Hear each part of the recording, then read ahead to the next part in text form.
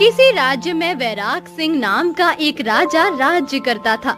वो बहुत बुद्धिमान और दयालु था। उसने कभी किसी के साथ अन्याय नहीं किया। लोग अपनी छोटी छोटी समस्या लेकर उसके पास आते तो वो उनके साथ न्याय करता था। महाराज, आपसे दो लोग मिलने की विनती कर रहे हैं। वे आपस में बहुत लड़ रहे हैं। सब लोग उनके झगड़े की वजह से परेशान हो रहे हैं। मैं उन्हें आपके पास लाना चाहता हूं ताकि उनके दरमियान न्याय हो सके। कौन है वो लोग? भेजो उन्हें मेरे पास, मैं देख लेता हूं कि क्या मामला है। कुछ समय के बाद दो गरीब व्यक्ति राजा के सामने आकर खड़े हो गए। महाराज, मेरा नाम आदित्य है। मैं एक किसान हूँ। मैं फसलें उगाकर अपना और अपने परिवार का पेट पालता हूँ। इसके अलावा और कोई आय का स्रोत नहीं है। पूरा साल मैंने इस दिन का इंतजार किया है, मगर जब वह दिन मेरे जीवन में आया तो इस आदमी ने मेरे सपनों को तोड़ दिया। क्या कहना चाहते हो तुम? खुलकर कहो, मैं तुम्हारी बात सुनने के लिए तैयार हूं। तुम अपनी बात को विस्तार से बताओ। यहां तुम्हें न्याय मिलेगा। तुम्हें किसी से डरने की कोई जरूरत नहीं। महाराज, मैंने इस बार जब अनाज उगाया तो मैं बहुत खुश था। मेरी फसल पिछले साल से ज्यादा होगी और मुझे अच्छा मुनाफा होगा। मैंने जमींदार से ब्याज लेकर अपनी फसलें पहले से ज्यादा उगाई थी। सब कुछ अच्छा चल रहा था। जब फसलें पक गईं तो जमींदार मुझसे कहने लगा कि मेरे लिए तुम 10 बोरे अनाज घर पर भेज दो। मैं तुमसे ब्याज नहीं लूंगा, तुम्हारा ब्याज भी खत्म कर दूंगा। इतनी बात करते ही आदित्य रोने लगा। महाराज उसके साथ खड़े आदमी को देखने लगे, जो आदित्य से भी ज्यादा परेशान लग रहा था। फिर क्या हुआ आदित्य? अपनी बात पूरी तफसील से बताओ मुझे। महाराज, जमींदार के आदमियों ने वो बोरे मेरे घर में रखवाए थे। यह बात मेरा यह पड़ोसी राजू अच्छी तरह से जानता था।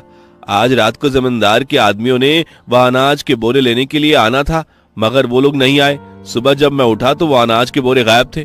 मुझे पूरा विश्वास है कि ये अनाज के बोरे मेरे इस पड़ोसी राजू ने गायब किए हैं, क्योंकि जमींदार के आदमी तो आए ही नहीं थे। ये बात तुम कैसे कह सकते हो? राजू ने वो बोरे चुराए हैं। महाराज, ये बात सिर्फ को पता थी या फिर राजू को। आप जानते हैं कि हम गांव के लोग अपने अनाज को सुरक्षित स्थान में रखते हैं। सिर्फ वही बोरे अपने गोदाम में लाते हैं जो हमने किसी को देने हो, क्योंकि गांव में चोरी हो जाती है। ये बात राजू को पता थी। राजू ने ही वो बोरे चुराए हैं। महाराज, आदित्य मुझ पर आरोप लगा रहा है। मैंने ऐसा वैसा कुछ नहीं किया। आज तक मैंने कभी झूठ नहीं बोला, कभी चोरी नहीं की, कभी किसी का हक नहीं खाया। मैं अपने दोस्त के साथ ऐसा क्यों करूंगा?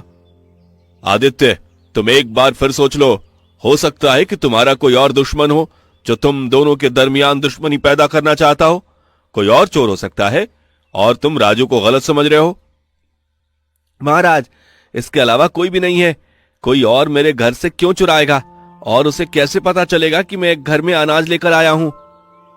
और अगर ये राजू के अलावा किसी और ने किया है तो इसमें राजू का ही हाथ है। इसी ने बाहर ये बात कही होगी, वरना मैंने तो सबसे छुपाई थी ये बात, और जमींदार जी ने भी ये बात किसी को नहीं बताई।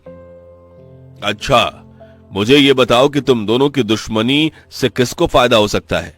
क्या कोई ऐसा है जो तुम दोनों को अलग करना चाहता हो? महाराज, मैं गरीब आदमी हूं और हमारी किसी से दुश्मनी क्यों होगी? और हमें एक दूसरे से अलग करके किसी को क्या फायदा होगा? राजू, अब तुम बताओ कि अगर तुमने वो चोरी की है तो वो बोरे तुमने कहाँ रखे हैं?